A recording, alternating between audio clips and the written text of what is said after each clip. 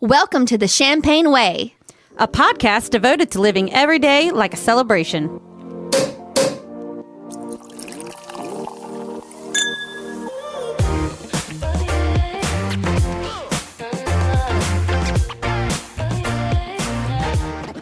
Welcome to the Champagne Way, episode 7, take 562.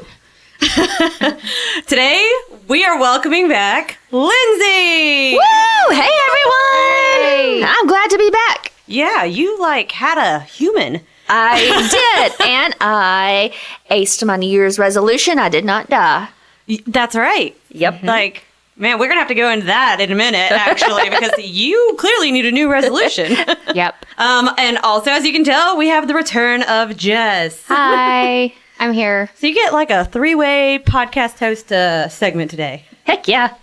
So, since Lindsey is here, we're going to let her do the honors of What's in Your Cup? Well, for the first time in a long time, there's actual champagne in my cup. Actual alcohol. Yes, and this is my first sip. I haven't tasted it yet.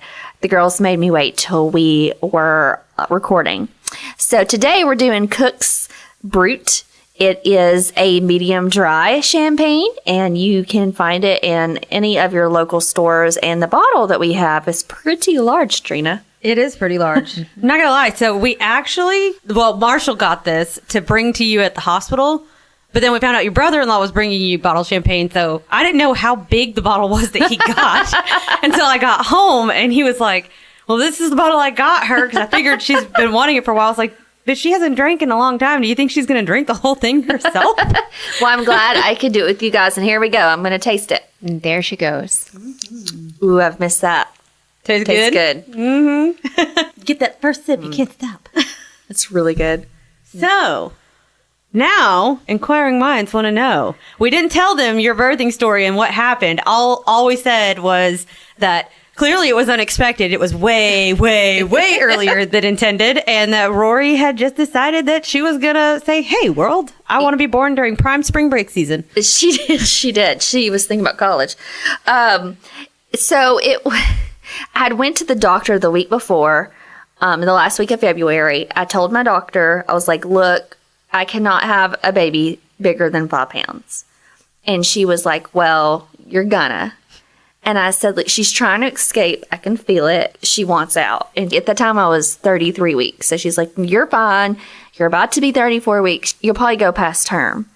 She said, next time in 2 weeks when you come, we'll do an ultrasound. And I told her that the baby would be 28 pounds by then. And she laughed and said she still wasn't going to take it out. But she wouldn't let me have it vaginally if the baby was 28 pounds. Oh, that's nice. thanks, Doc. Very Thanks. nice of her. Mm-hmm. Yeah. Considerate. So I go on through my week, and I get up Friday night, early Saturday morning to pee, like I do 8 times a night. And all of a sudden, water gushes from me. And I scream. I wake my husband up. I'm like, I think my water broke. He goes, no, you're just peeing on yourself. And I was like, but it won't stop. The confidence he had in that statement. I mean, Well, it was like 3 o'clock in the morning. I think he was just like, hush and go back to bed. So I called the on-call number. They were like, are you having contractions? Said no. They're like, if you do, come in. So I laid down in bed, still gushing. I had to make a makeshift diaper on me. And oh, the joys of pregnancy. yes. I mean, is that a thing that you can really do? Could you just pee on yourself like that? Well, it wasn't, when I was laying down, it wasn't constant. It was like a little at a time. And so Were you sitting there thinking, did I spring a leak? Or? Anymore you don't hear about people's water breaking. You hear, oh, they went into labor, but they had to break the water while they were in there, or they were induced. Nobody's ever told me how to listen. It was just clear, it was pee kind of. So I didn't know. And so then I started having contractions. So I timed him out because I didn't want to wake Jay up. He was sleeping, and I was like, well, I've always heard wait, so they can't really do anything for you at the hospital. So I waited till they were about 8 or 9 minutes apart, and I woke him up and told him, hey, I think, I'm having contractions. So me and him both were like, well, it's too early. Like, this is probably just a scare, because you always hear women going to the emergency room and they're like, oh, no, you're not in labor. Ha ha. Braxton Hicks. Yeah, like all that stuff. So we're like, okay. So What? No, real quick. Had you had Braxton Hicks yet? Like, had you been having like the practice contract? Well, I don't know why they call it practice. I'm sorry. What is that? It's For like those your. of us who are completely ignorant about all these things. Well, I may be wrong on this, but isn't it? It's like your body preparing you for labor. So it's like you're having contractions, but they're not real. They're like, it's your body's practice mode, essentially. That's how I've had it described to me. But it's like not real labor contractions, but it's similar to it. and people think you're in labor, but they're like, no. It's like the worst practical joke ever. Yeah. Right? Yeah. You think you're gonna have a baby, but not really. Except for in your case. Yeah, I'd had a little bit of pain here and there, but it went for a while, came back. Nothing Had that you thought was like contractions, like I might be having a baby right now. Yeah. Yeah, and the contractions that I were having, it was like in my back, and it felt like the worst menstrual cramps ever. That's how it started, and it got worse and worse. So we're on our way to the hospital, and we're still like, we didn't even have a baby bag packed.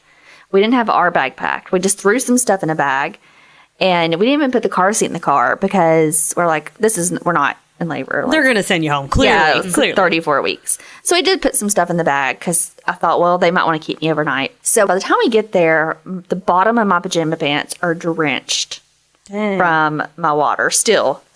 Oh. My water was gone for like 4 hours. I was leaving a trail, and at this time it was like a bloody trail through the hospital. How much do you have in there? It was a lot. It was a Wow. lot. Then they came into my room, and they're like, "What is this mess?" I was like, "That was me." Sorry. Something. And they were like, "You're in the midst of labor, Full blown. rip roaring labor," is Wow. what they called it. And I was like, "Oh, we are?" And my husband's like, "We are." And so they're like, yes. And so they checked my dilation. I was only like 2 at that point. And they're like, we can't stop it. Your water broke. Because a lot of times if you're having contractions, they can stop it and try to wait a while. But when your water breaks, you need to have the baby within 24 hours or it could get infected. And then there's a whole dry birthing thing. Yeah, I've heard some stories. So they're like, we're going to let you go. Like, and they gave me a steroid shot to help her lungs. They're like, we're going to hope that you go for another 12 hours so we can give her another one. And we're going to go ahead and get you an epidural.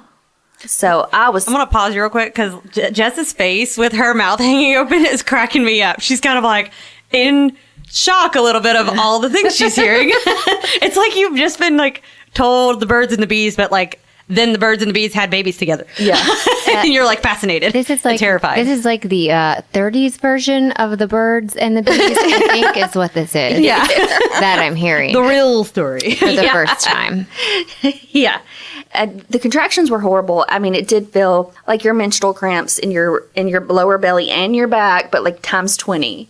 And I think I was up to 3 or 4 centimeters dilated when they gave me the epidural, and I know it gets worse. So once they gave me the epidural, I was fine. Happy mom. Yeah. I was really scared of that, but I was like, just do it, stick it in. My husband watched. They made him sit down. They make anyone who watches going to sit down because they might pass out. Really? See, when my sister went into labor, they made us all leave the room. They let us watch her as they sat her on the bed, told her to sit cross-legged and like, or with her legs hanging off. I think the bed was raised up really high, and the doctor went behind her and she hugged a pillow while they did it. But they made everyone leave the room. Like they wouldn't let us watch at all. I'm sorry. What does this needle look like that it's standard procedure that no one looks at it? Yeah. It is very long. It's very long. And my husband can tell you more about it. I did not look at it. I just don't look at it. See, I didn't realize that. I did not know. I knew it was like a serious, like, not shot, I guess, or whatever they put in you because it goes in your spine. Yeah. Correct? But, so I knew it was serious because there's risks with it, but I didn't realize, like, do they leave the needle in your back that whole time? Or is it just like that's how they get the tube in? I think they put the tube in. They get the tube in through the needle. Needle? Yeah. I mean, you probably feel like a noodle if you look at that needle. Yeah. And they were like, don't move. And I'm like, what if I have a contraction? Like, while they have, and I did. Yeah. And they're like, just don't move. Just don't. How do you not move when you're having contractions? Like, oh, you're in gut-wrenching pain, but hey, don't move for a second. It was so hard. But you know what? The IV in my hand hurt way more than that epidural. Well, I don't know about, giving birth or anything like that in epidurals, but when I had surgery on my hip last fall, that was the worst IV that anyone has ever given me. It took 3 different pricks and a woman digging around in my hand before finally she went and got someone else, and the other woman came in and went right in. That was the worst. It was horrible. Yeah.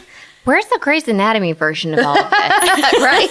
Yeah, right? They can't fit this in to an hour episode. The TV does not. I feel like because probably TV's written a lot by men, so it's like their version of what birthing is. And so it's like the happy, glowing, pregnant woman, and pregnancy is wonderful. And then the birth is like you sneeze and a baby pops out. But I feel like the real world version of that is cramps times 20. Yeah. And long needles being jabbed in your back. But hey, this happens literally every day, multiple times a day with hundreds and thousands of people in every hospital. So, it's totally normal and fine. It's fine. It's fine. And then after the epidural, like completely from the waist down, you go completely numb. Mm-hmm. Like, how when you go to the dentist and you get work done and your jaw feels like it's 4 times as big. Mm-hmm. I kept touching my leg. I'm like, what is that? It's huge. It was because I couldn't feel anything. Well, I hate that feeling too, though. Well, the feeling is kind of horrible. The feeling is a lot better than what you were feeling beforehand with the contractions. It's true. And then they were like, okay, you're having a contraction. I'm like, la-di-da. I can't feel a thing. So Lindsey is pro epidural. Yes, absolutely. Yeah. I was like, they're like, do you want one? I was like, I need extra epidural.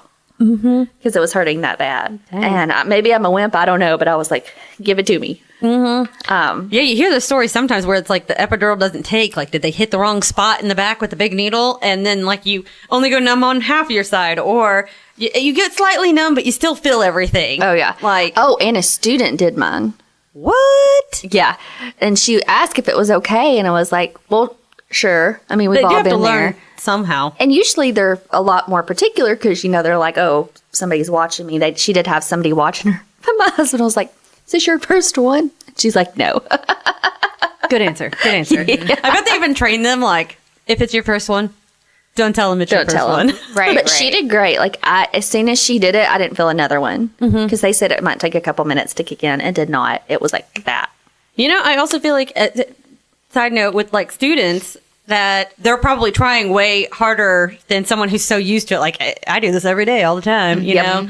Maybe, not that they're carefree about it, but, probably, it's routine to someone who's done it for a while. Yeah. And I was like, well, she needs to learn. So, yeah. I didn't have a problem with it. But that happened. So we sat there forever. My family came. His family came. We had friends come.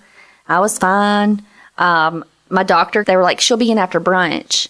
And I'm like, can you tell her to bring me a mimosa? You're going to get to have one. And so she came in. I was like, did you bring my mimosa? She's like, no. She's like, somebody better be bringing you champagne. I said, well, they will. Don't worry. And I didn't get to drink it, but that's later in the story. I'm sorry. Can I interrupt for just a hot sec? Your doctor went to brunch? Yes. First? She didn't have any alcohol. Oh, okay. Well, I mean, that sucks. I told her, I was like, well, you should have if you're going to deliver a baby. But you were in labor so long that she went to brunch? Oh, yeah. I mean, I still didn't give birth to several hours. This was around lunchtime. Okay, but she was just like, bye, girl, you're fine. I'm going to brunch. Well, she went to brunch before she even came to the hospital. Okay. Because it takes a while. It does take a while usually. They say if you don't do the epidural, sometimes it can go a little bit faster. But also, I think it just depends on if it's your first child, your second child, or the epidural slows the birth down. I mean, I'm just checking. She just called the hospital and they're like, oh, hey, Lindsay's here. She's super early. And she's like, okay, cool. I have brunch plans. I'll be in later. Well, they measured me. Okay. And said, she's at 3 centimeters dilated. I had to get to 10. Okay. This is all an education. I'm just getting educated right now. I'm wondering how many people are going to be listening to this and being like, wow, I really need to Google some of this. I've already got on my list, how long is the needle they stick in your back for an epidural? Yeah. I'm just wondering, that's my list. Jess's list looks like it might be 10 pages right now. Yeah. By the look on her face. Yeah, I'm just, okay, well, that sucks though that she didn't bring you a mimosa. I know. I mean, what the heck? I know. I had the coolest nurses. They were awesome. And then I was starving though, had not eaten since like 6 p.m. the night before. And all I could think about was like, we should have stopped at Crystal Burgers on the way in because I was hungry and they won't let you eat just in case they have to do a C-section or something. They're like, do you want some pain and medication? I was like, in a hamburger. In a hamburger. Nobody would bring me food. And so my mother-in-law was like, I will get you something to eat after you have the baby. And they're like, you can eat 1 hour after. And I'm like, okay, but nobody put their fingers around my mouth because I was they had to give me nausea medicine because I got so hungry. So we sat there and waited and waited and waited. And they kept checking to see how far I was dilated. My doctor came in, did not bring me a mimosa. She's like, okay, I'm leaving. Be back in a little bit. Where'd she go this time? Dinner? I don't know. She said she'd be back. She's like, we're hoping to get you till 7. I don't think you're going to last till 7. She probably went check on some other patients or do something. Yeah. To the office, do some filings. Take a nap from her brunch. So finally I was like I was completely dilated and I was like 2 minutes apart. So she's like, okay, let's go ahead and start this. This was like at 7 p.m. So right about the time they would have given me the second shot. As soon as I started to push, my contractions went to 8 minutes apart. And they're like, nope, we're in this now. So they gave me, what is it, Pitocin? Pitocin, yeah. Yeah. It helps to speed it up a little bit. Yeah. Makes you contract more. So we did that. And so I pushed for an hour and a half. Yeah. But it wasn't like a full hour and a half because we had sometimes 10 minutes in between contractions. So let's go into that a little bit because I know that surprises people that you only push when there's a contraction. So Yes. if there's that 8 minute gap, it's like push 1, 2, 3. Okay, let's talk for about 10 minutes and then push. Yeah, 1, 2, it really is. It's like, okay, so what are we doing tomorrow? All right, let's go again. And the NICU team was in there because she was so early. So there's a whole crowd of people. You had an audience. I had an audience. Wow. How did that make you feel? I didn't care. At that point, probably, I feel like every mom says that. At that point, they're like, I don't care, just get it out of me. Yeah. And they kept telling you to push, but you can't feel anything. Mm-hmm. So it's hard to push. Finally, it felt like I was going to the bathroom, like a number 2. And they're like, yeah, that's it. I'm like, all right. I guess that's how you push. This isn't how they said you had a baby, but I was like, are you sure I'm not going to shit on myself? Okay. So finally, I mean, it didn't take that many pushes, but it lasted an hour and a half. Like it felt forever. And so then they take her out. I got to hold her for a brief moment before they had to clean her up and take her to the NICU. Then I looked down because I tore, because you can tear in between your vagina and your butt. And I did a little bit. And so they had to stitch me up. And of course, I couldn't feel it. And I looked down and I see all this blood everywhere. And I'm like, it's a lot of blood. They're like, oh, sometimes it just hits the ceiling. And I'm like, what? what? And then my husband shows me a curtain that's probably 5-6 feet away. And there was blood on it for me. Yeah. Oh, my God. What? Holy moly. I did not know about that. Yeah. Oh, my God. Yeah. Like it just like exploded out of you? Yeah. Well, and it may have come from this later. So have the baby. They sew me up everything. And they're like, okay, like now we have to get the afterbirth out. So, and this is the part that nobody tells you. They take your stomach and they press on it really hard. And that takes stuff out of you. And they do it until you stop bleeding. And it usually takes about 5 times. Well, my epidural had worn off about 30 minutes before I stopped giving birth. But about the time I stopped it, we were good. But no, the stomach part, that was the most painful thing. And they had to do me at least 15 times. I couldn't stop bleeding. And I think you were in there. Yeah, Gina. I remember being in there at that point in time. I'd never heard you or anyone scream like that much pain. I was like, oh my God, oh my God, oh my God. What are they doing to her? It hurt so bad. And then they kept giving me medicine to stop the bleeding, but I would have side effects to the medicine. So at one point I just started shaking really bad. That I witnessed too. The shaking was... It was weird to watch because it's like it was almost like she was absolutely freezing, and the room was a little cold, but it wasn't that cold, especially not by Lindsey's standards. She could probably stand outside in a blizzard and think this feels great, but she was sitting there just shaking uncontrollably, and we're all just looking at her like, "What is happening? This can't be normal." Yeah, they came in there like, "Oh, that's a side effect in the medicine." They acted like it was completely normal, so that kind of eased a little bit of it. But Yeah. at the same time, we were like, "This still doesn't seem right." Yeah, and then they gave me one that made me nauseous. They kept pressing on my stomach. They kept bleeding. Like my poor husband, like they just took our baby to the NICU. I'm like bleeding, like blood keeps coming out. It was like a horror film. And he really freaked out. But finally, they got it under control. 5 or 6 hours later, I got to eat. And I did not even want any champagne at that point. I was so tired. I just wanted to eat and go to sleep. Well, I bet that was just a surreal experience because you go through all of that. It's not what you've heard, so it's not like fully what you expected.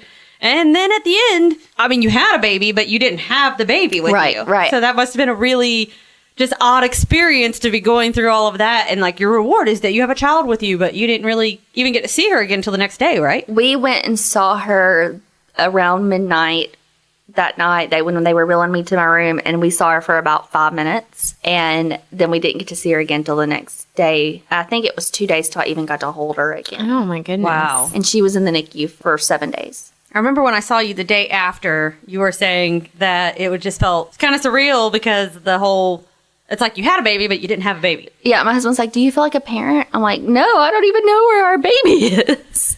And the NICU was great and all the nurses were great. It was just very hard because we went every day to see her. I felt guilty if I wasn't there 24/7. I would wake up and be like, tell my husband at 2:00, let's go see her. He's like, no, go to bed. Like, you need to rest. So it was really hard. It was really hard. Of course, the rest of the world doesn't stop turning, and you probably were expected at work on Monday, and you had a baby over the weekend.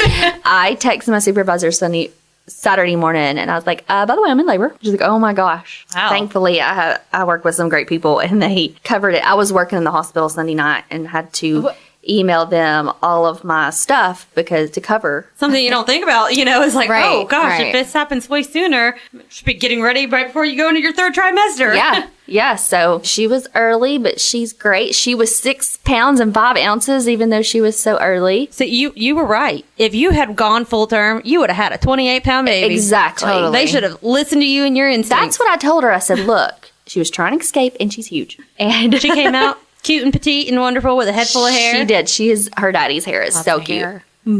So cute. Yeah. But she did, they had to keep her in the NICU for lung development, and then she had jaundice, but she is good now, and she's gorgeous. And she is such a good baby. Yes, she is. She's been so cute every time I've seen her. Either that or she's on her best behavior when, visitors are around. Right. But that's why I've been gone, so. Okay. So before we go on, I feel like you missed 2 really funny things about this story. I feel like we also probably need to insert like maybe a preface to this conversation that's like graphic details about birth. If you want to stay in the shiny, happy land where it's the Grey's Anatomy story, Right. maybe don't listen until We should have inserted it. the 20-minute marker. But you should. I mean, nobody tells it's all fun and glorious and, amazing. And parts of it are ish. And then, but nobody tells you the whole gory, real story of it. So we just got the real gory Rory story. Yeah. The real from the Champagne Way. Yes. So this is why you drink from now on. Yes. Every time you remember this. Yes. Well, I mean, the trade-off is that you've got a beautiful, happy, healthy baby. Yeah. And the whole birth and pushing thing with the epidural, I do that again. That part. And maybe supposedly in a year or so, I'll forget everything bad. So we'll see. All right. So the 2 things that I feel like you missed out on. 1, what happened when you got in the car to leave and you were in the garage? Oh, yeah. So we're getting in the car at 6 a.m. in the morning by the time we are headed to the hospital. And my car is parked in the garage. And my husband, of course, is driving because I may or may not be in labor. Mm-hmm. And he pulls out of the garage and he just lights into me. You never park this car straight in the garage. It is crooked. Why can't you do it? And I just look at him mid-contraction. I'm like, this is not the right time. He's like, I just don't understand us. Again, timing. Not the right time. No. Did he realize it and think, oh, I'm sorry. Yeah, he did. He was like, okay, you're right. That's good. You told me that when we came to see you. I think it was before you even had Rory at that point in time. And I was like, really? But, it's funny. They always say that guys, it doesn't hit them until it's go time. And then they start to sit there and think but I got to shave first. I got to shower. I got to do something. And they distract themselves. It sounds like he was okay about getting you to the hospital, but just picking the wrong time to complain about your parking skills. Yeah, I don't think he really thought we were in, and I didn't either. I didn't know, but I think he thought, okay, there's no way. Yeah. So, And then the other thing you told me that was hilarious. What else did you have going on Monday? After Sunday. Sunday. So, after you had already had your baby. Our maternity shoot was scheduled for the day after we had Rory. I'd forgotten about that. I was thinking about your tour. Oh, that too. And Monday we had the hospital tour so we could see the hospital and just find out where we go when I go into labor and all of that. Yeah. So you had her before both the maternity shoot and the tour of the hospital Yes. where you'd already given birth. Yes, and we missed both of those. Okay. You don't say. Their cancellation policy. I know, my friend was going to do the photos, and he texted me the day of after we posted on Facebook we were in labor. He said, "So I guess we're not doing the maternity shoot. We're doing a family shoot." About that. Yeah. Oh, man. So do you think you did okay without the hospital tour? Yeah, we figured it out. Great. Well, when I called the doctor on call to tell him we were coming in, I was like, "Did I just go to the emergency room?" And she's like, "No." And she told me where to go. Oh. Otherwise, it would have been a disaster. So there is a process that, like, some good things to know about. That's probably good that you called ahead to ask them. Yeah. And one thing, too, is you can pay a little extra outside of insurance and get a suite, which is a little bit bigger. And we were going to look at those, heard, really good things about them, but we ended up being in a regular room. It was fine. That was a regular size room. That thing was huge anyway. Well, the one I gave birth in was, the birthing suites they're usually a lot bigger. yeah, the one they put me in afterwards was really, really small. But it was fine. That's true. It was fine. So really just call ahead if you're in labor. Don't go to the ER unless you're like spurting blood. Just call ahead to a doctor in the maternity ward, right? Yep. Okay. There you go. Wow. Well, that's all fascinating. And I'm alive. I'm here. Yeah. How are you feeling? Good. I get tired easy. I'm breastfeeding, so that takes a lot out of you. My back still hurts. I don't know if it's from the epidural, labor, the way you sit while you're breastfeeding or pumping. Probably an adjustment also because you're used to carrying the baby up front and that too. So your posture's probably going back into a normal, not even a normal situation because, like you said, you're leaning forward, you're breastfeeding, you're carrying the baby now. So maybe there is no back to normal. Maybe it's just finding your new normal. Yeah. And she's about to be 3 weeks old, and we've kept her alive this long. So that's a win-win. There you go. Congratulations. Congrats. I feel like we're going to have to drink about that each week, We're good? You're 4 weeks in, 5 weeks in? Yeah. The day after we brought her home, my mom was like, "So how'd it go?" I was like, "Well, she's alive, so I'm going to count that as a win." Yeah.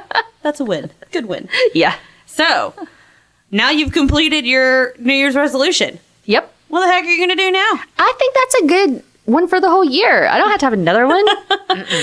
Yeah, that's right. You just got it knocked off way early. Most Yeah. people quit by now, so I know. you And don't even I'm- have to quit. You succeeded. I'm 1 for 1, so why mess this year up? Exactly. I think you're fine. Good Yeah. point. Cheers to that. Cheers to that, indeed. I think I'm going to need a lot more champagne after hearing that story, though. Yeah. So you want to have kids now? No. That was that stomach pressing thing, though. That was horrible. And I asked to see the placenta, and they wouldn't show it to me. They said Why? it was It's your They placenta. said it was really gross. I was like, but I think I was so hungry they were scared I would eat it. Probably. They're like, oh, they probably have a code for it. It's code blue, weird mom. I may have threatened that, and they're like, if you saw it, you would not. I was like, well, I want to see Wait, it. maybe they thought you were going to be one of those weird moms who would take it home and plant it or sell it on the black Wait, people market. plant them?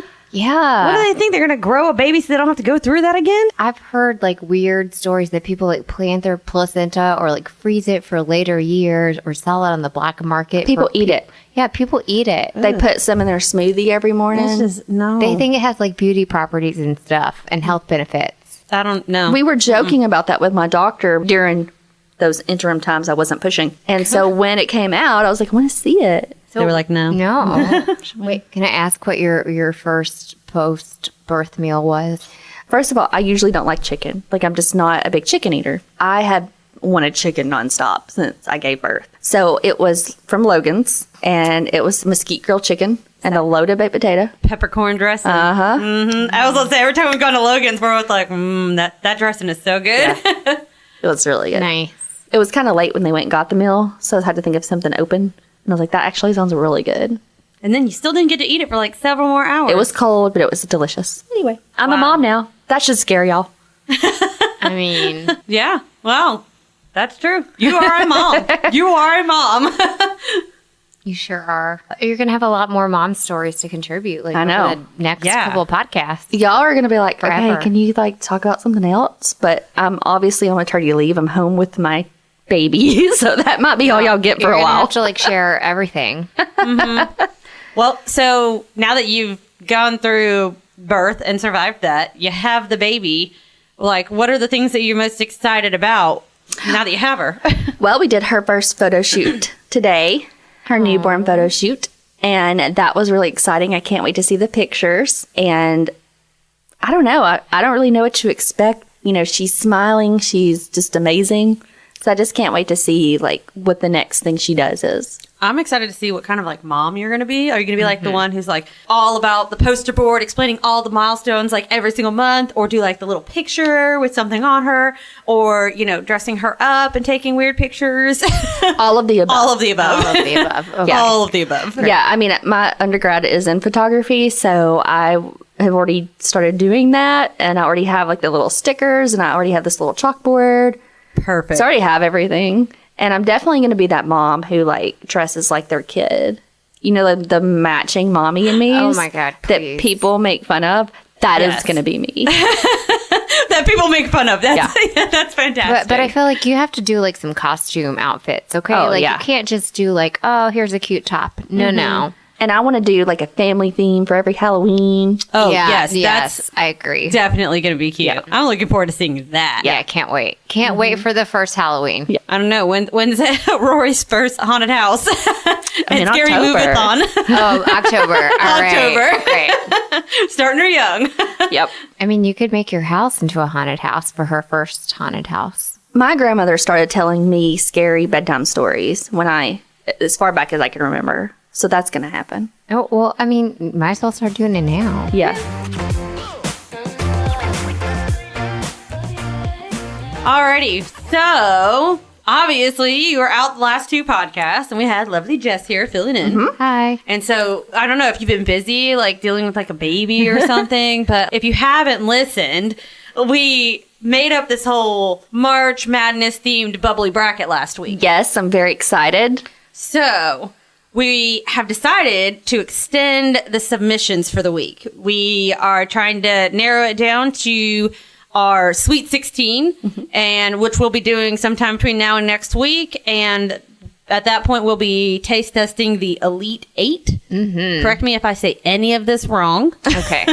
Still, I know nothing about basketball, but I'm really excited about the bubbly bracket. That's right. Yes. So, if you're still wanting to participate in the bubbly bracket, get online, go to our website at www.thechampagneway.com and click on bubbly bracket, and you can submit your favorite brands of champagne, prosecco, rosé, anything that's bubbly.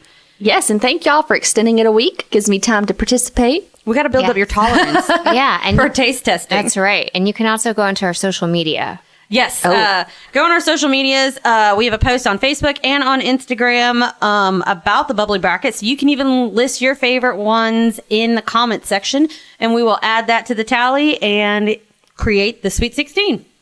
So follow us on Instagram at The Champagne Way, and also on Facebook.com/The Champagne Way, or just look up at The Champagne Way. Anybody else feeling the champagne? Yep. Well, Lightweight. I think your tolerance might be down just a little Smidge bit. lower than it usually is. It's really hot in here. I mean, Lindsay's gonna get toasted. yeah, she is. It's a good thing she's not driving tonight. That's all right. The baby's driving. Oh, okay. She already got that license. Yep. Okay.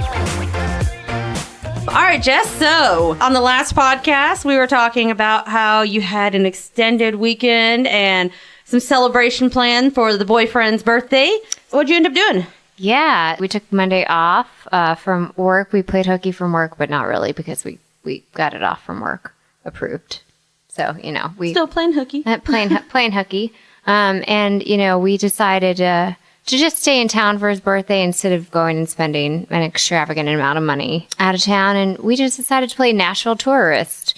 Because, there's a lot of things around here that, things that you just don't get around to doing because we live in such a touristy town and you're just like, oh, I'm not going to go do that because... Oh, I was like that when I lived in Florida. Right. I think everyone does that. Yeah. I mean, I didn't go to a Grand Ole Opry performance until I had a friend come in town from New York until like 2 years ago. I've never lived here like your whole life. Right. Except a couple years in Boston. Hold up. You said you've never been there? Never been to the Grand Ole Opry. And you're also from Tennessee. And my husband grew up here in the Madison Old Hickory area. He's never been either. Oh my God. What?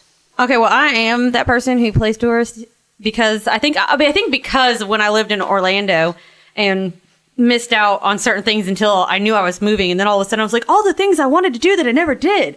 Right. I quickly had a list of things I had to do, and then every time I go back, I still try to do some of those touristy things. I mean, I've already been to the Grand Ole Opry like 3 times and even sat on the stage twice. But your job has to do with music, too. Okay, granted, that is true. Right. That is Right. true. But yeah, so we just decided to do that. We actually ended up going to the Fresh Center just because they had an exhibit on Roman artifacts, which I'm sure were a bunch of nerds. So I'm sure that sounds boring to some people. But it was in conjunction with the British Museum. So they had a bunch of really cool artifacts from like ancient Roman times. So like that was right up our alley. That's cool. Yeah, it was super fun. So we did that. And then we went down to Acme and had lunch there. So I've never eaten food at Acme before.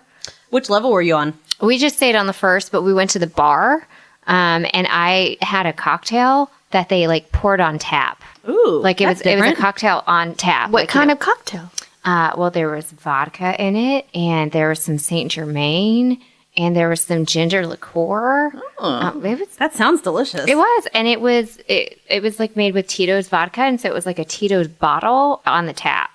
And so they just like poured it in my cup. Did you like see that on the tap and think? Yeah, I was, and ask about it, yeah. or did they tell you about it? No. I saw it and I was like, I'm sorry. Do you have a Tito's bottle on tap? Like, what's happening here? And they were like, oh, it's a cocktail we have. And I was like, yes, please, that one. See, I think I've only eaten I've drank at the bar. They do have some really good drinks at Acme. I think I've had like maybe I've picked at some of my husband's food or something when we've been on the first floor. But during CMA Fest every year, the second floor of that bar is like our staging ground. Like we go there every time we want to cool off, we want to eat. Actually, it's the third floor is where we usually like set up space at a table. The second floor, we'll go get food from there because for some reason, each floor they do different menus. And the second floor, they have like nachos and sushi. I don't know why, but both of those things are amazing. And they're like the only 2 things on that like floor that you can get. That's so random. The rest of the menu, I think like on the first floor, it's more Southern cooking. You can get like catfish and fries. Yeah, and it's really Southern cooking. But like, I mean, I always want to try some hot chicken anywhere I go, basically. And so I was like, the hot chicken sandwich, obviously. And it was so good. And it wasn't on a bun. It was just like on some toasted white bread, just some like white cheddar. And it was just a subtle hot. And it was like a really good piece of chicken. And with the fries, I don't know what they were fried in. Obviously something not healthy at all, but they were like double fried. And they were so crispy. And I was just like, and they had like some spicy ketchup. And all like, of this sounds really good. And I'm really hungry now. It was so good. So it was great. So like we both had not eaten there before, so we ate there. And then we went to the country music. I'm going to stop you right there Oh, thanks. because if you're not from Nashville and you don't know what we're talking about, Acme is a multi-level restaurant Yes. / bar / music venue Yes. all of the above. nightclub kind of. Right. Oh yeah, they'll like, get down on the weekend. on First. Yeah, I think they even First do like and a Broadway. live radio First show and from there Broadway. like one They day do, a week. Yeah, they do because we passed it when we left. Like it was in the window. They yeah. do everything there. Yeah, it's a lot of stuff for everyone. So Yeah, it's a great place. And we just decided we just like hadn't, we don't really ever go there. And so we're like, let's go there. So First and Broadway, great place. And yeah, then we went to the Country Music Hall of Fame Museum because I've been there, but my boyfriend has never been there. And it was a great place. They had a couple of like rotating exhibits. So they had one on Faith and Tim McGraw and their careers and how they met up eventually, like, their careers have come together. That was really cool. They had one on Shania Twain. Okay. I need to see that one. That would be awesome. Yeah, that one was really cool. Still never been there. Yeah. You haven't been there either? No. Oh my gosh. I love the Country Music Hall of Fame. I think it's so much fun to go to and like look around. Like, yeah, it's really cool because it traces the roots of country music from the early 1900s. I didn't realize how many types of country music there are. Mm-hmm. Like the rockabilly country music and the bluegrass country music and just all the different types. And they cover it all. California country music. The Bakersfield. Yeah. I didn't know if they still had that set up, but I found that to be so fascinating. It's really interesting. And then they trace it like all the way to like the 90s and everything. And did they still have like that part where it's like an Elvis display too? They his car. Oh, they have Elvis's Cadillac limousine. That thing is ridiculous. It's huge. I was about to say, Lindsey, you've got to go. Yeah. I could live in that car. Yeah. Well, I looked at pictures and I really wanted to have my wedding there, but I did not have an extra $1 trillion. Yeah, that's probably what it would be. Yeah. Yes. We have friends that are getting married there in June, and I'm like so excited to go to their wedding. Can I be your plus one? Are they getting married like in the rotunda thing? I don't know. I'm not sure where in there, but they've always wanted to get married there. Or like she explained something about it where they think they both have history with the Hall of Fame and like. You know, and with country music and just music in general, they're very musical people. And so they're going to be doing their wedding there. And when they sent out their invitations, like, I think it was like a year and a half ago, I was like, oh my God, I cannot wait till this wedding. I'm your plus one. I'm calling it now. You're calling it now? Sorry, husband. Yeah. Lindsey's taking I mean, place. technically, I know these people because of the husband, though. So okay. He's probably going to be busy. Yeah, he might be busy. I mean, he'll probably be playing drums at some point. Yeah. The wedding. Yeah, but they clearly like put updated artifacts in there. So like they had Sturgill Simpson's stuff in there, like his Grammy, and then like the guitar and the guitar case where he stood outside of Bridgestone when he wasn't invited into that one country. Oh, the award show? When he wasn't like nominated at the award show and he stood outside and played. And my particular favorite, obviously as a Preds fan, was Keith Urban's Preds jersey that he wore last year when he sang the national anthem during the Stanley Cup Finals. That's pretty cool. And so they like had that displayed in there. And I was like, this is a great artifact. I wonder how long they wait until like after the event has occurred that they're like, hey, buddy, can we borrow that for a few months? Right. They borrow those or buy them? I think they borrow them for the most part. I mean, because museums are nonprofits, so right. I mean, some stuff they probably just keep for like ever. Like they have Carrie Underwood's dress that she wore when she won American Idol, and in those cases, I think more it's they're donated. Right. Oftentimes, the estates will donate stuff, and I think they do archives of all sorts of things that they probably keep track of, and then break out when they change their exhibits and curate different exhibits. But right. It's such a cool place to go. Most of the time I've always been there. It's been with like visitors or like a group. I've always just wanted to sort of go by myself just so that I can take all the time I want to go through and read every little thing. I think it would take like a few visits to get through everything, but unless you just have the stamina to walk around for several hours, but right. So, there's so much. There was so much. And this is my third visit and my boyfriend's first. And we kind of went at the end of the day. So we only had like 2.5, 3 hours, but we went through most of it. But it was 5 o'clock by that time. So in order not to get caught in rush hour traffic, we ended our day at Robert's Western World for a drink on Broadway. Whoop, whoop. That's right. So we were legit Nashville tourists. I love it. That's pretty awesome. Yeah. I was like, this is so random, but if you ever have visitors coming into town and you really want to go to the Country Music Hall of Fame and you want to get the opportunity to go back there several times over, I remember one of those times that we had, I think my dad and my stepmom and I think my nephew came in town and we decided we were going to take him over there to see the Hall of Fame. And it's like $50 a person to get in. Or maybe it was a little less than that. But by the time we paid for the four of us, plus my nephew, it was going to be well over $100. Well, they had a family membership pack that was $100, and you got 2 adult passes that could come back in like all year. You got 2 kids that could go with you for free all year, and they gave you 2 free guest passes on the spot. So for less than the cost of all of us to get in that day, we just paid for a family membership and we all split the cost of it because it was the cost essentially for everyone to go anyways that day. And we could go back the entire rest of the year for free. Well, that's amazing. Yeah. It was like, it took was like about 10 minutes of standing there and looking at the math and going like, wait a minute. Loophole. Nice. Yeah, because actually I think membership was $50. Is it? Yeah. I think for individual, but a family membership, that's a really good idea. It just worked out. And then if we wanted to take our niece and nephew, if we had any other visitors in town, we could take their kids. Because you don't have to like write down like Who it the names is. of the kids that you're taking with you. So we were like, oh, it can be a bonding experience for our nephew and niece when they want to go. Obviously, they were way too young. So that Right. was, didn't really work out. But we were able to go for a whole year if we wanted to. Well, keep that in mind, listeners. Nice little loophole. Yeah. So that was our Monday. It was a really fun, like, we felt very cultured and like we got to eat some delicious food. Nice. Sounds like fun.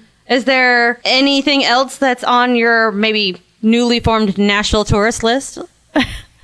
I mean, like to do like in the future? Yeah, in the future. Now that you've done that, do you want to do it again and find other things? Like, are there things in the yeah. city that you're like, I have to do this at some point in time? I mean, we have so many restaurants on the list. There's another exhibit coming up at the Frist in the fall that we want to go to. It's on like Paris. Oh, that's cool. Yeah, like so. I just like we didn't even realize about the Frist thing until we just picked up a Nashville scene and there was a big ad about it. So I'm like, we just have to stay better like attuned to this kind of stuff. I've still never done the Ryman tour. I've been to the Ryman. Oh, Once. Once. Oh my Saw God, Kid Rock. ladies. And I left early because it was horrible. what did you see that was like the show you were at Yeah. was horrible? Kid Rock. At the Ryman? That's a weird venue for him to be playing. Yeah, anyways. I bet that was horrible. Well, yeah. I was really, hesitant to sit in the first couple rows. I didn't want to get an STD. And it was so bad I left and just went to the bar, like outside, one of those carts they have. Yeah. And until the people I came with left. Man, I've been to so many really good shows at the Ryman. I'm disappointed on your behalf. Now, my mama told for me you. a story about Kid Rock today. She says he has a double wide down in Columbia that he has decked out. Really? Yeah. Can she send pictures? I don't just think she's so been random. there. But she did tell me the story Don't today. say your mama's been there. She's got some stories to tell us. But if my mom reads it on the internet, it's true. It's true. Okay. So proceed with caution. Okay. All right. I'll say my sister randomly had her kind of celebrity sighting, I think, in Nashville. Or other than like us being at an event, her seeing someone. Because I know we've been places and I've been like, hey, that's so and so, like country music star, and she's like, who? Yeah. But she went to get her hair cut, or not cut, colored like a week ago, and she texts me and she goes, so I'm at the hair salon. Tanya Tucker just walked in. Well, I was like, what? It's random, but that was like her big thing, like of wow, you hear that happening in Nashville, but she just like moseyed on in and talked to the Wow. hairdresser. I never know anyone. No. Yeah, I think now someone probably did have to point out to her like, hey, that's Tanya Tucker. Yeah. But we grew up with people always saying that in our hometown, in like Melbourne, Florida somewhere, that there was this one big house in this one area of town where they have like more rich like people live in big plots of land, and there was this big gate in front of it that had TT on it, and everyone always said that Tanya Tucker had a house there. So I've gone my whole life thinking Tanya Tucker had his house there, and the one opportunity my sister's there to like, she sees her, she could probably ask her, she's just like, no. She goes, I don't remember that story, and I was like, oh my God. We could have found out. Well, anything about in town that you want to go see? I have no idea what day it is. So can't ask serious questions like that? No. No. You'll come up with your tourist list on a later date. Actually just need y'all to come up with a list and share them with me. Well, Okay. so far, you need like redemption at the Ryman. Clearly, Yeah. you've got to go to a better show there. That's Yeah. just ridiculous. I That's can't just believe sad. what was he even doing at the Ryman? I don't even know. And then you have to go to the Grand Ole Opry at some point in time. Yes. That and sit is- on the stage. And sit on the stage. Fix That that is out. a whole great experience. fix it's that. amazing. Okay, well, when I went to the Grand Ole Opry, it was actually at the Ryman. So I've never been to the Grand Ole Opry at the Grand Ole Opry. Yeah. The new Grand Ole Opry. The wow. So so technically you've experienced it, but you haven't fully Right. experienced it. I went to it one time, like a few years ago. I went to a show like in January. Wow. when it was This at the Kid Ryman. Rock. No, that is on my list, though. I've always wanted to see the Opry at the Ryman. Yeah. Is Kid Rock not Opry? No. No. I just joking. Oh, No, he Lord. might have been a guest on the before, but I don't think that they've No. inducted him into. No. I'll say once there, you got to do the whole backstage tour of Grand Ole Opry, and like it's such a neat thing. Like they go through and show you all the different dressing rooms. You get to, you see where each Opry member has their own little mailbox on the wall that they can check and get their letters in, and then you get to go see where the bands are practicing before they go on stage, and then you can actually sit in the pews on the back side of the stage. I mean, it's not the greatest view of the artists as they're performing because you're looking at the back of them in the band, but you're also looking out from like the performer's view at the whole audience. It's just amazing. It's also equally cool to sit in the audience and look at them too. So where do I sign up to perform? I don't know on that one. First, you got to get famous. Done. Podcast achieved. We can just maybe one day we'll just like host the podcast there. Yeah. You know? Oh, Goals. yeah. I mean, Hashtag goals. it's time to drink about it. What are you drinking about, Trina?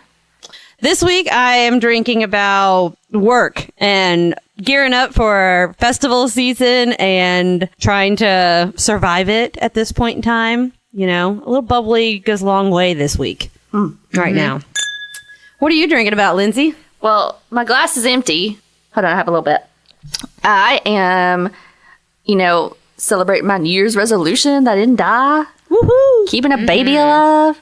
Woohoo! And she had her first photo shoot. Woo! Cheers. Yeah, to cheers you. to that. Can I cheers to your baby? Yeah. Is that appropriate? Yes. All right. Well, cheers to Rory. Yep. I don't know why it wouldn't be. You know what? And here, cheers to you for surviving. Woo! And for your return to the podcast. Yes. Yes. Cheers to you. Glad to be back. All right, Jess, what about you? I am drinking it is Easter coming up soon, and I'm really excited about all of the Easter baking that I will soon be doing next week. And I've challenged her to do an Easter cocktail. Ooh. Yes. I'm excited for that. So I have some ideas that I've already have a thinking in my head. Or a champagne-inspired treat. Is there such a thing as champagne peeps? Because that might need to happen. Oh. Yeah. Oh. Yeah. Let me put my drinking thinking cap on. Drinking thinking cap. I think like that needs to be actually made for you. Your Okay. eyes like lit up when you said that. That is going to be Jess's new segment. Yeah. Jess is going to put her drinking thinking cap on. See what she invents and comes up with. Oh, okay. So that's what I'm drinking about, is that I'm putting my drinking thinking cap on and seeing what Easter springtime themed cocktails and baked goods I can produce for us next week. Whoop, whoop. Nice. Well, this week we have a Drink About It submission from Crystal Reister.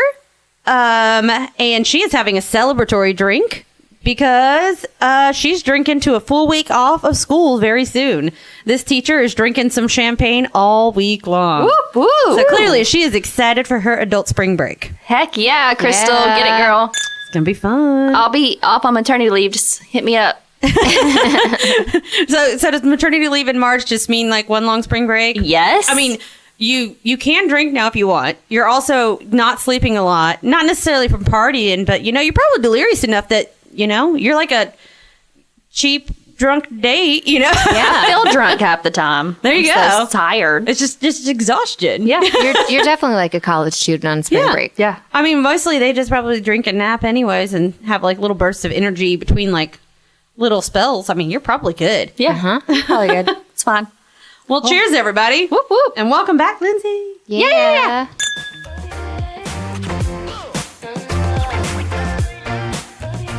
And now it's time for champagne trivia.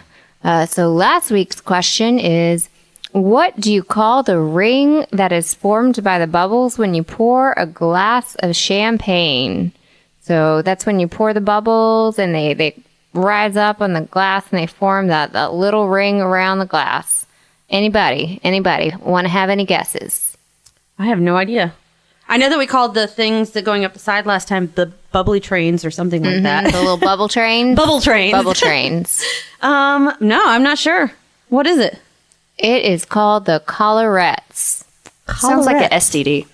I mean, So what does that stand for? Like, what is a collarette? I mean, it's bubbles around the top, but like, what? I don't know. Is that like French for something, or? it sounds pretty French, doesn't it? It does sound pretty French. I think it's just Collarette. I think it's the collarettes. I think it's kind of like the collar, maybe, of the. It sounds kind of like a collar. So like Champagne collar? Yeah, kind of like the ring around the thing, kind of like a collarette. That makes sense. That's kind of cool. Pretty neat. Learn something new every week on our podcast. Exactly. All right. So what's our new trivia, Linz? The new champagne trivia question is, first of all, did you know that there are vintage and non-vintage champagnes?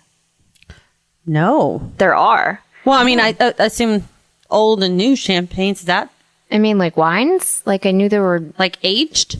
Well, right. So my question is, how many months does a champagne have to be aged before it's considered a vintage champagne? Ooh. That's just a good question all around. I've never thought about that. Me neither. Especially when you have so many like liquors and wines and stuff like that. I mean, they have to already be aged for so long just to even get to the state where they become a drink, Right. And of a certain quality. So Yeah, that's a good one. I'm So if you excited want to learn that. if you want to submit your answer, you can do it on our website, on our Facebook page, and on our Instagram page. That's it for the show this week. Thanks for listening, and thanks for following us on Instagram at The Champagne Way and on Facebook, and for submitting each week. Don't forget to submit to the Bubbly Bracket at thechampagneway.com and submit your trivia answers on our Instagram, our Facebook, and on our website under the Champagne Trivia tab. What we may or may not talk about next week, of course, the Bubbly Bracket and what happened with the Sweet 16 and how did the Elite 8 taste? Or whatever happened to the 50 Shades Challenge, and are we still going to force my husband and Lindsay's sleep-deprived new daddy husband to still watch that movie and go through the challenge? I vote yes. I vote yes, too. Yes. Yeah, that's like 3 against them, so clearly. Oh, we outnumber them now. That's Oh, right. that's right. Whoop, whoop. Yeah. Thanks to the Second Sound and to our wonderful producer, Marshall. And thanks for listening. What? Wait, are we going? Drank too much already. Wait, I'm sorry, we're all tired. So hot.